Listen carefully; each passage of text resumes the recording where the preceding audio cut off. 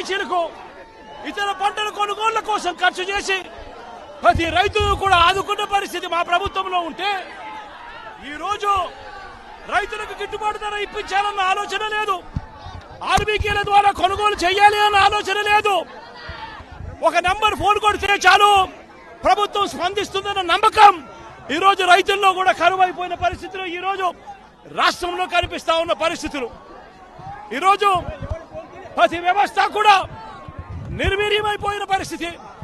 ఆర్బీకేలు నిర్వీర్యమైపోయాయి. ఆర్బీకేలో అనుసంధానంగా ఉన్న integrated labs ఈ రోజు నిర్వీర్యమైపోయినాయి. గతంలో ఎవరైనా కల్తీ విత్తనాలు అమ్మాలనుకుంటే ప్రభుత్వం ఉంది అని చెప్పి భయపడే పరిస్థితి నుంచి ఈరోజు యథేచ్ఛగా ప్రభుత్వం దగ్గరుండి ఆర్బీకేల ద్వారా ఎరువులు సప్లై, విత్తనాల సప్లై ఆపేసిన కార్యక్రమం జరుగుతా ఉంది.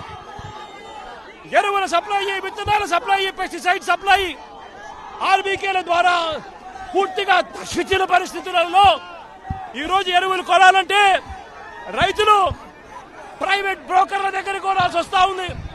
ప్రైవేట్ డీలర్ల దగ్గర కొంటే వాళ్ళు కనీసము 100 రూపాయల నుంచి 400 రూపాయల బ్లాక్ లో అమ్ముతా ఉన్న పరిస్థితి ఎరువులకు సంబంధించి. ఈరోజు క్వాలిటీ కంట్రోల్ చేసే విషయంలో ప్రభుత్వం పూర్తిగా ఫెయిల్ అయిపోయిన పరిస్థితులు కనిపిస్తా ఉంది.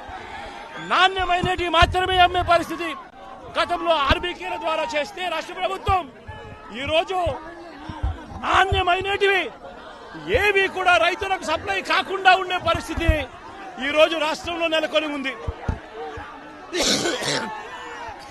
ఇప్పటికైనా రాష్ట్ర ప్రభుత్వం కళ్ళు తెరిచి రైతులకు పెట్టుబడి సహాయం కింద వాళ్ళు ఇస్తామని చెప్పిన పీఎం కిసాన్ కాక 20,000 రూపాయలు ఏదైతే ఇస్తామని చెప్పారో అది కూడా రైతులను మోసం చేసిన పరిస్థితిలో ఈ రోజు రాష్ట్ర ప్రభుత్వం కనిపిస్తా ఉంది.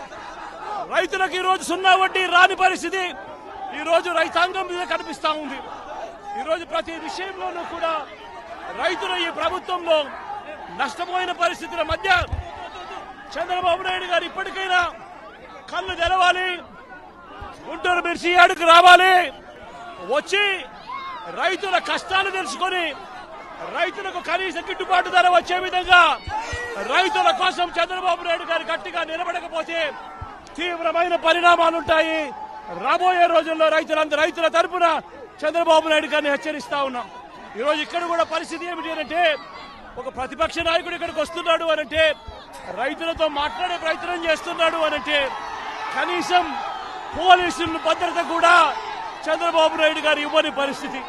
నేను ఇదే చంద్రబాబు నాయుడు గారికి చెప్తా ఉన్నా, ఎల్లకాలం ఈ ప్రభుత్వం ఉండదు. రేపొద్దున ప్రతిపక్షంలో